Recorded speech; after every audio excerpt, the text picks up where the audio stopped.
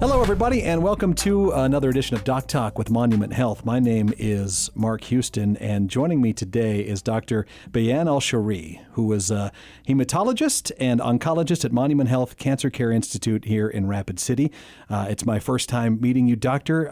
We were talking earlier about you've only been here for 14 months in the area now, correct? Correct, yes. That's a little bit of a culture shock, I'm assuming, coming from where you were to here, a tad? Because you were in big cities. You were in Detroit and Tampa Bay and, of course, from Jordan. And now you're in Rapid City. It's definitely different. Yeah. It's the slow pace of life. but I like it. I like it here. It's different. Oh, well, it's awesome to have you guys here. Now, you started at the University of Jordan, correct? I was talking to your husband, we've had on another podcast, and he was telling me how the high schools worked there, which I thought was truly amazing. Was it the same for you getting into medicine? Is this kind of why you chose it? Yes. Were you top of the class and then you moved on? And that's how you kind of fell into it? Yeah, that's how it is. You have to score very high at high school exam. It's a national exam that we all have to sit for the same exam at the end of the high school year. Oh, wow. And whoever scores, I think probably the best 3% of of the students in the country, they can apply for medicine. That's how it is. If you do not want to apply to medicine, it's okay. But sure. Most of us that we wanted high scores mainly for medicine. So the ones who were shooting for high scores, they wanted medicine. But that's how it is. Do you have it in? Do you come from a family of medicine, or was this just your path? No, we're not in my immediate family. Okay. Yeah, and we did not have doctors in my family. I'm the oldest among my siblings, so I think after they saw I am a physician, they decided let's not go through that track. Yeah, no, not a lot of physicians in my family. Okay, and then, like I said, you ended up in, was it Detroit first or Tampa? Detroit. Okay. Yeah, I trained in Detroit for both my residency and my fellowship. I actually stayed in Detroit. My husband went to Tampa, and he had to finish his training there. So I was the visitor in Tampa. Nice. Okay. I didn't have to live there. All right. So you chose the path of oncology, and a term I hadn't heard before was a hematologist, which it deals with blood disorders, correct? Yes. So was this, when you were going into these fields, to choose these fields, was there a specific reason why you wanted to go into these specifically? Yeah, actually, there are few factors that led to me going into oncology. One of the most the biggest factors that I actually went to oncology for is because I wanted to deal with patients on the more of to be effective in the patient's life and on the social level more. I love to be part of the patient life and story. Oncologists, they are part of patients' lives.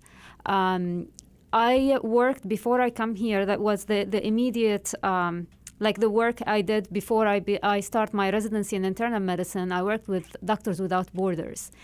And being with Doctors Without Borders, there was the personal level in the interaction with people in general.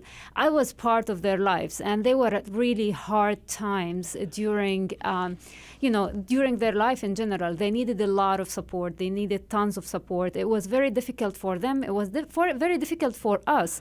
Then you're not going in a trauma in your life, but you had to feel with them. Right. And it changed a lot in me and changed in my personality from being a spoiled kid who just had everything that I needed. And I would just argue if I don't have the best, whatever I ask for. Right. Just like anyone who is fortunate enough to have, to grow comfortable.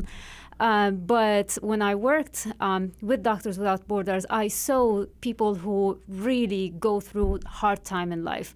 And then I knew how fortunate I am in the really small things. And then I decided that whatever I'm going to do, I want to be helpful for people who go through tough time in their life. After I finished my internal medicine, or before I finished, I was deciding on fellowship. And I went to a rotation. I did not want to do oncology. I did not think of it before. I went into a rotation, and my program director was an oncologist, and we saw just one patient who walked into the clinic, and she's in her 30s. She just had to come in to talk about an imaging, and she had a biopsy, breast biopsy, and then she walked out knowing that she has cancer, and her cancer is actually advanced cancer. Like, he had to tell her that she has actually more than what she thought. She had a stage 4 disease. So when she walked out of the clinic, her whole life has changed. And her whole plans are changed. She was rushing to get out of the clinic because she had plans that day. She didn't realize that it changed her life. It was really, something that I stopped there, and I'm like, I want to do oncology. I want to be part of the patient's lives to try to help. And that's how it is. That's fantastic. That's such a great story. I mean, that's a wonderful reason to get into what you're doing, I think, for sure. Well, let's talk about something that, speaking of cancer, which to most people, when you're diagnosed with it, it probably is one of the lowest points of your life at that point, because there is such a fear with cancer. Yes. Making incredible strides with it, it seems. We were talking earlier about how it changes. You were saying that if you don't keep up with the journals and the articles on a weekly basis, it's happening so fast, and you want to stay on top of it all. And one of the topics, or the topic that we'll talk about, is immunotherapy, which I think just the rest of us have heard the term possibly. When it comes to cancers, though, we're more familiar with chemotherapy and radiation. And when I was looking into this a little bit, and you said that it's not like a new type of treatment, but it's coming around to maybe be the treatment, maybe eventually, correct? Yeah, we hope so, actually. Yeah. So it is a big part of the treatment, but of course, immunotherapy is not a new term. It's a biological therapy that has been part of treatment of so many diseases. We all know about vaccination. Mm-hmm. Vaccination is one way of using immunotherapy. It changes our defense system. It uses it to fight infections or to try protect ourselves from infections, treating allergies, treating autoimmune diseases. All of those are types of immunotherapy. For cancer, yes, definitely, this is a field that is advancing really fast, and it is becoming part of our treatment. Every day there is a new use for immunotherapy with or without the chemotherapy or our regular treatments in general. Right. So, like you said, there are different types of immunotherapy. Vaccines, I think, is a great example. I think that can put everybody in the mindset of what we're talking about here, because that's what we're so familiar with. Well, how do you, as an oncologist, and how do you determine if a patient comes into you and they have, let's stick with like pancreatic cancer, okay, or something that's one of the more scarier cancers, I think, and we'll be talking about it in a different podcast with you. Does immunotherapy work, and how can you tell if a patient is a good candidate at that point for immunotherapy? So there are multiple factors that I have to decide if they are candidates. The first one is, and the most important, is the type of cancer they have. Right. There are many types of cancer that have been studied, and immunotherapy has been studied there, and it's approved, actually, because we have evidence that, yes, it worked there. It started with melanoma. Melanoma was the first tumor or solid tumor that we used immunotherapy for, and it was studied there. And it really changed the whole prognosis and outcomes for melanoma patients. And now it's for a lot of solid tumors, there are approvals. Unfortunately, for the pancreatic cancer that I see a lot in my practice, we still don't have immunotherapy as much involved, except in one case. There are types of cancers that, or in general in cancer, we are moving toward what we call precision oncology, which is treating the cancer according to a genetic fingerprint rather than the type of cancer itself. Doesn't matter if my patient has an advanced breast cancer, an advanced lung cancer, or pancreatic cancer.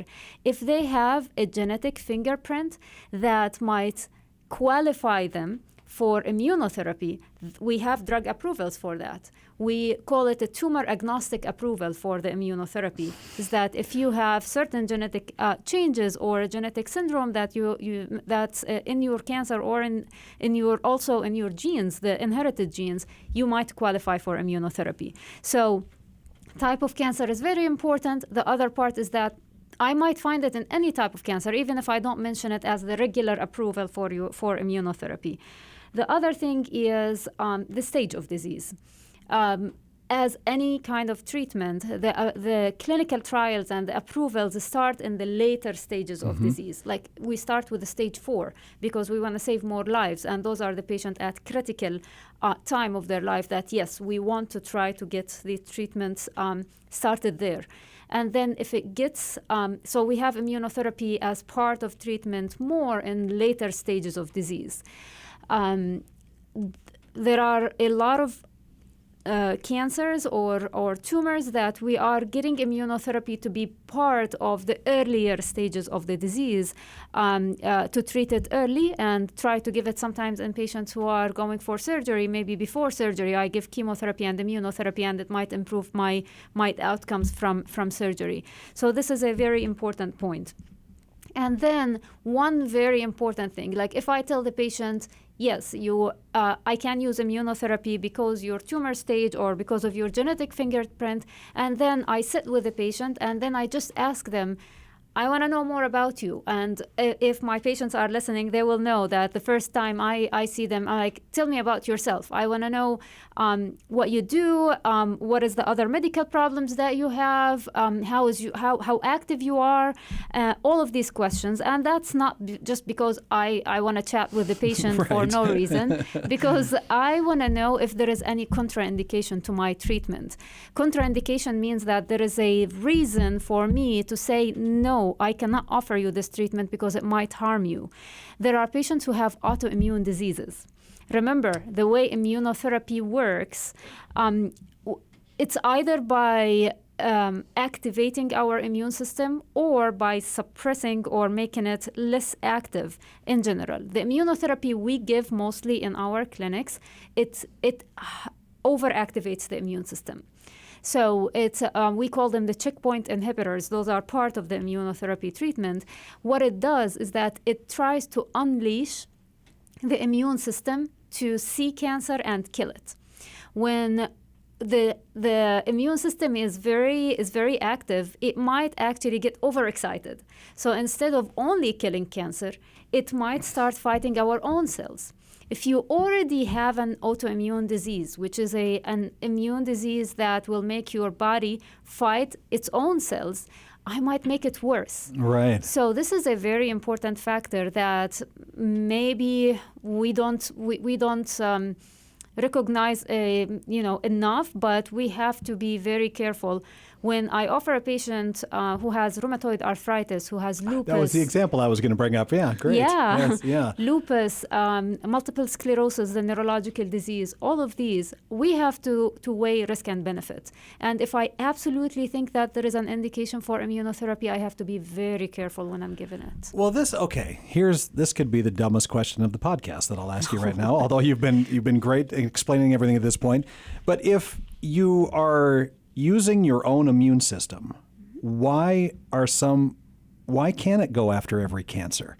Why can't it recognize that, okay, that's a cancer, that it's in your pancreas, but I'm your immune system, I'm going to take care of it? Why is it harder for some than others? So it makes sense that if my immune system is active, it should see everything. Cancer is smart. It's smart in a way that it puts some brakes on our immune cells with certain spikes on the cells that can catch the immune cell to put it to sleep, I would say, or try to blind it. You don't see cancer if the immune cell is put to sleep. So if the immunotherapy is given, we try to break what we are doing. We're breaking this connection between the immune cell and the cancer. So there is no more putting to sleep. So we are trying to wake it up. It's like, see, there is cancer in front of you. And that's what we do. We just prime our immune system to see cancer. There is a good chance that when I give immunotherapy for one type of cancer, and there is another type of cancer in the body, it might be killed. Now, we haven't tested this. We don't know if I give immunotherapy for a patient who has, let's say, melanoma, and they were going to have breast cancer. Did it kill it or not? We did not study this, so we cannot say for sure that's what's going to happen. The other factor is that in general, if you have a tumor, the tumors are different in their biology of how much immune cells are infiltrating that tumor, or they are part of it. So our immune system, is it this type? That's why we say there is some genetic changes that might make a difference, because if you have certain genetic change, we call it microsatellite instability, our immune cells are more sitting inside the tumor. So once I activate them, they are already there. So they're just going to start killing the tumor, right? So it just makes it easy. So that's why we have this approval, because we know this is one advantage. Now there is a lot of research and a lot of approvals on immunotherapies that were used while you don't have this genetic change, and it's working. So maybe immunotherapy eventually doesn't need that much of the genetic changes, but it's still, like, every day we have an update on new treatments to be used, new type of immunotherapy that is there. I don't think it's the end of like how many immunotherapies we have. So right. Yeah, it might be for every single type of cancer. It might be that if you have more than one cancer, it'll be killed by immunotherapy that I gave for only one of them. I see. Okay. Well, let's say someone comes in with, say, a breast cancer, right? And they're a candidate for immunotherapy. Can you kind of walk me through what a patient can expect in a regime of this? Yeah. Let's use breast cancer specifically. Yeah. Where does it start and what's the process? Yeah. So for breast cancer, there is an indication actually for advanced breast cancer in certain types of breast cancer. Let's say the patient qualifies for immunotherapy. We have to know if the immunotherapy will be given as single agent, we call it, or this is the only treatment, the sole treatment the patient is taking, or am I giving it with chemotherapy or anything else? Those treatments are intravenous treatments. Those are in the vein, just like taking a blood transfusion. If I'm giving only immunotherapy, those are not harmful for our small veins. So I can really give it through a small vein in the arm. We don't need to place any big port in the patient's chest, but and I can use just the arm. If I'm combining this with a chemotherapy is more, it harms the veins. It might burst the vein. It might cause some burns or some reactions around it. So, and there are some chemotherapies that are not allowed actually to be given through smaller veins. So I have to place a port, which is just a larger catheter in the chest that goes to the larger vein in the chest. So it's safer for us. So if the patient already has a port, gonna get it there. When you come into to your treatment, this happens in the infusion center. So you come in to visit us, you do your blood work at our lab, and then you come and see your doctor. We check your blood work in general. We want to make sure that you at baseline you don't have anything that's alarming, because immunotherapy is still a treatment that I have to make sure that your liver is working well, your kidneys are working well, your blood counts and your blood cells in general, including your immune cells, are at certain numbers that will tell me there is nothing going on in your body that will prevent me from giving you treatment. If everything looks okay, I just your treatment, and then you go to the infusion center. Your infusion will be 30 to 60 minutes, depending on the type of immunotherapy, and then you go home. You're not, you don't have anything that's attached, nothing else. Usually, immunotherapies are not the type of treatments that will give you reactions during the treatment. So it's more safe. Yeah. So I don't expect you will have allergy, but it happens. Sure. And I think there are like few of the immunotherapies that are reported to cause infusion reactions. So we might give a pre-medication just so you don't get an allergic reaction in certain types of immunotherapy. But in general, it's an easy treatment to give. Well, this has to be super exciting for you as an oncologist. I mean, since you started, has the changes been just immense? Definitely. In the field that you've done. So can you kind of predict where this is going? Do you see, or maybe here's a better question. What are you hoping that this will turn into? Yes. Do you have an idea? Yeah, so the first thing, as a treating cancer doctor, I am hoping that it will continue to be part of treatment of more tumors, also at earlier stages. So we would like to see immunotherapy part of our treatments, maybe in combination with other treatments or replacing other treatments. That will be great if we have it. And then if I want to look into the best scenario that I'm hoping this will happen is the preventative role of immunotherapy. I hope that at certain point, patients or people, not necessarily patients, people who have higher risk for cancers in general, they might benefit of immunotherapy to prevent development of cancer. This is not happening right now, but I will not be surprised if with this progress in the research, it's going to happen. So well, we started this with talking about vaccines to kind of to let people to help people understand what immunotherapy is. There is like HPV. That is almost a cancer vaccine, isn't it? That you can get when you're, I believe, at an early age for. They recommended it for young girls initially, I believed, and then now for boys too at a certain stage. So that has to be exciting. Yes. That there's we're almost there. Maybe we'll get that cancer vaccine at some point. Yeah, because HPV infection, it has some types of HPV that are they put you at increased risk of cancer.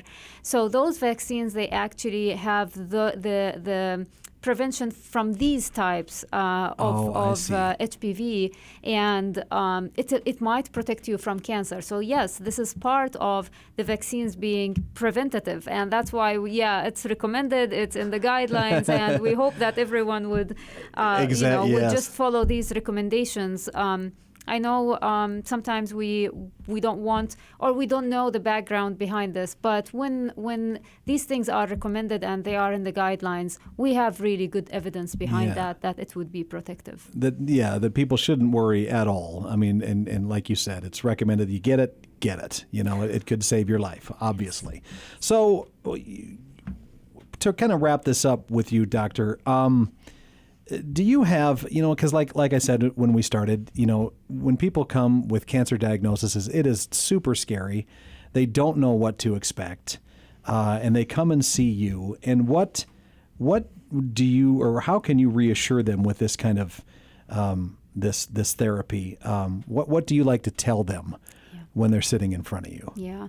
So I always tell my patients that immunotherapy, if it's part of their treatment, it is a promising treatment. Definitely, we are fortunate to have this type of treatment. However, I always tell my patients, let's talk about it. Let's not just say, okay, my doctor is giving me a great treatment and not know the risks, because also immunotherapy has its own side effects or adverse events that we talk about. So for patients who are going to discuss immunotherapy with their physicians, whether it's me or any other oncologist, I always recommend that they talk about, do I qualify for it?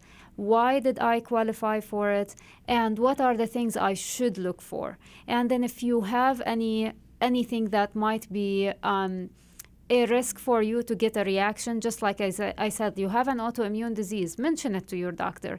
Sometimes we forget to ask. It's very important, and we try not to forget. But at the end, we are humans. I might forget to ask Right. this, or you might find that this is. I ask you what medical problems you have, and you just don't think it's significant enough to tell me you have psoriasis. Mm-hmm. You're like, I have a skin disease, psoriasis. Why would she know about it? Right. Because it is an autoimmune disease. So it's very important for you to tell your doctor about the health conditions you have. Ask your doctor, what should I watch for? And then if you are a patient who is already on immunotherapy, I recommend strongly that you watch for, of course, watch for the good news that we hope that when we give immunotherapy and other types of treatment is there is a response to it. That's what we want to know. But also watch for things that you might notice and we might not notice, which are the side effects of immunotherapy. So if your immune system is overexcited and it decided to cause some inflammation of the lungs, you might have a shortness of breath, a new one, a cough, a chest tightness. It might happen in your skin and you have a skin rash. You might have a severe diarrhea that you thought it's just a stomach bug, and no, it might be just the immunotherapy affecting the lining of your GI tract. So if there is anything out of the norm, I recommend that you tell your doctor about it. And if you go to urgent care or you go to emergency room and you are on immunotherapy, please tell them you are on immunotherapy. It might actually affect the way that they would do the workup and they do your imaging and blood tests, and it might affect the treatment they're giving you. If they don't know about it and you say, only I'm on cancer treatment, they just think chemotherapy, low white blood count, fever, or infection, right? But it makes a big difference, because if these things happen, we have to treat. We have to catch it early, or it might get worse. And it's treatable if we catch it early. Yeah. So that's my advice to patients, is that, yes, it's a great treatment, and I always recommend it if it's indicated for you and if you're the right candidate. But watch for the things that your doctor doesn't see. And if you do not tell your doctor, and I always tell my patients, I don't feel your body. I can't. Unfortunately, I don't have this thing. So please tell us so we are able to assess. It might be nothing, and I would rather know something that I will tell you, oh, don't worry about it, but not to miss a big thing that I should have known about. Well, after talking with you, we'll have an upcoming podcast that we're going to be discussing pancreatic cancer, and just knowing that you're here and you chose Rapid City, I think people should be extremely grateful that we have oncologists of your type that are here, that are willing to listen. I'm so happy that you continued to stress that in the podcasts, that you guys like to sit down and hear from the people, because I think in a lot of instances when people get scared when they come in for cancer is they just want to talk about it a little bit, right? Yes. And they can talk to somebody like you who is going to say, look, we are going to give everything we've got, and you're probably going to be okay. And I think that's what everybody needs to hear. So Dr. Bayan Al-Share, thank you so much for sitting down and talking with us. I've loved meeting both you and your husband. This has been just a great afternoon. So I hope to have you back sometime, and we'll talk again, okay? Thank you so much. Thank you.